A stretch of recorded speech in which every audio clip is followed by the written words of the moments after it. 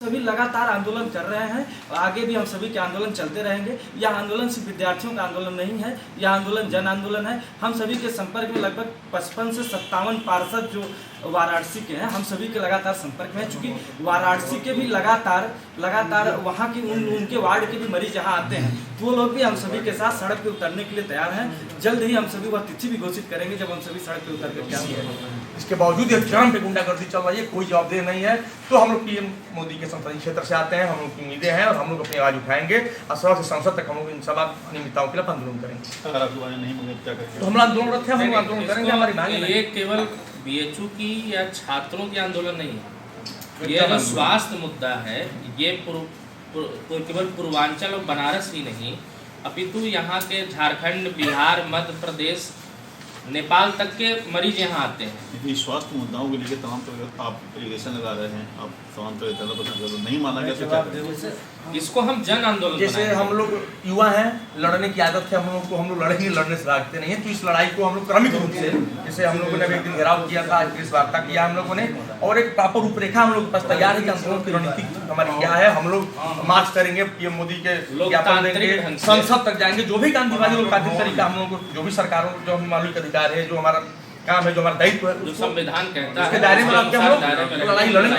लड़ाई लंबी है लेकिन लड़ेंगे हम लोग, जैसे भ्रष्ट लोग हैं लड़ाई चलेगी। उत्तर प्रदेश के मुखिया कहते हैं कि हमारे उत्तर प्रदेश में गुंडा राज खत्म हो गया है, तो फिर ये जन आंदोलन किस रूप में आ रहा है? ये सही बात है, गुंडा राज तो उन्होंने खत्म किया है, लेकिन जो संगठित स्वास्थ्य अपराध और संगठित शिक्षा का अपराध है, ये इस पे बिल्कुल जी बताया। संगठित स्वास्थ्य नहीं, जो चौराहे के गुंडे खत्म कर दिए गए, लेकिन जो कॉर्पोरेट गुंडे हैं उन्हें भी खत्म करने की जरूरी है। ये कॉर्पोरेट गुंडे हैं, ये मंत्री मिनिस्टर विभाग से लेकर के, और ये एसी में रहने वाले गुंडे हैं, ये सड़कों पे नहीं मिलेंगे।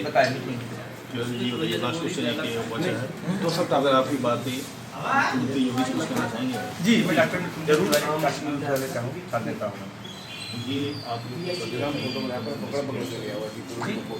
आए दिन लगातार अनियमितताएं आ रही हैं। जो जिला विश्वविद्यालय एशिया का सबसे प्रसिद्ध विश्वविद्यालय है, मोदी क्षेत्र में आता है, और स्वास्थ्य एक बहुत ही मौलिक चीज़ होती है जिसका फायदा पूरे मध्य वर्ग को, निम्न वर्ग को मिलता है। और मतलब सबको उम्मीदें रहती है कि काशी हिंदू विश्वविद्यालय में हम जाएंगे, हम किफायती इलाज प्राप्त होगा। वहाँ के जो प्रशासनिक अधिकारी हैं उनकी अनियमितताएं, वित्तीय अनियमितताएं, गुंडागर्दी चरम पर है, जिसको लेकर हम लोग लगातार आंदोलनरत रहे हैं। और इसी संबंध में हम प्रेस वार्ता किया है। हम लोगों की जो प्रमुख मांगे हैं वो ये है कि जो ट्रामा सेंटर प्रभारी हैं, जो 4 साल से अधिक समय से अपने पद पर बने हुए हैं, उनको तत्काल पदों से बर्खास्त किया जाए। बर्खास्त करके इनके ऊपर जो जांच कमेटियां गठित हुई अभी तक की, सबकी रिपोर्ट सार्वजनिक किया जाए। इन्होंने जो भी वित्तीय अनियमितता करी है उस पर जो जांच बैठी है, कमेटी रिपोर्ट दे रही है, उसको लागू किया जाए। साथ ही साथ सर सुंदरलाल के भी जो चिकित्सा अधीक्षक इनके ऊपर भी तमाम आरोप है। तो ऐसे दागी लोगों को विश्वविद्यालय में जब इतने योग्य लोग हैं, तो दागियों को देने कोई मतलब समझ में नहीं आ रहा है। जो आए दिन विवादों से घिरे रहते हैं, तो आए दिन छात्र अध्यापक कर्मचारियों से बदतमीजियां करते रहते हैं। तो इन लोगों के खिलाफ हम लोगों ने लगातार आंदोलन किया है। अपनी बात थ्रू चैनल हम लोग रखा है, रेक्टर का घेराव भी हम लोगों ने कुछ दिन पहले किया था। और इस संदर्भ में जो बाउंसर संस्कृति इन लोगों ने पैदा किया है, निजी गुंडे जो आए दिन अध्यापक, छात्र, कर्मचारी, पत्रकारों से बहताएं करते रहते हैं, तमाम खबरें आती रहती हैं, कुछ दब जाती हैं।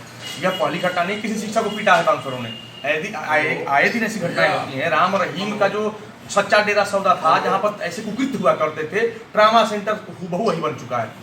न किसी अध्यापक, छात्र, कर्मचारी, पत्रकार की हिम्मत है जो अंदर जाके वीडियो फुटेज बना लीजिए। अभी कुछ दिन पहले पत्रकार पीटा गया था, वीडियो वायरल हुआ था सोशल मीडिया पर, हम लोगों ने वायरल किया था उसको, उनके खिलाफ तहरीर भी दी गई है। और अभी एक उनके कलीग शिक्षक को बाउंसरों ने हत्या किया, उनकी पत्नी के साथ जो कार्रवाई चल रही है, उनके ऊपर जांच कमेटी गठित कर दी गई है।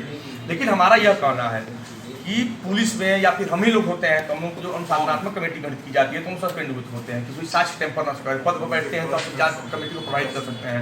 तो इस तमाम चीज़ों के बावजूद उन सबको हटाया नहीं जा रहा है, अभी तक आरोप है, सिद्ध है, बावजूद क्यों नहीं हटा रहे हैं, किसकी इसमें मतलब मजबूरी है। और यह एक संगठित गिरोह है प्रॉपर, मैं कहूँ कोई एक आदमी इसमें नहीं है। क्योंकि अगर हम ट्रामा सेंटर पर भारी की शिकायत करते हैं डायरेक्टर से, डायरेक्टर कह रहा है कि मेरे हाथ में नहीं, डायरेक्टर शिकायत रजिस्ट्रार से करते हैं, रजिस्ट्रार कहता है मेरे हाथ में नहीं, डायरेक्टर की शिकायत रजिस्ट्रार की शिकायत डायरेक्टर से मैंने किया। जहाँ पे क्रांति न्यूज।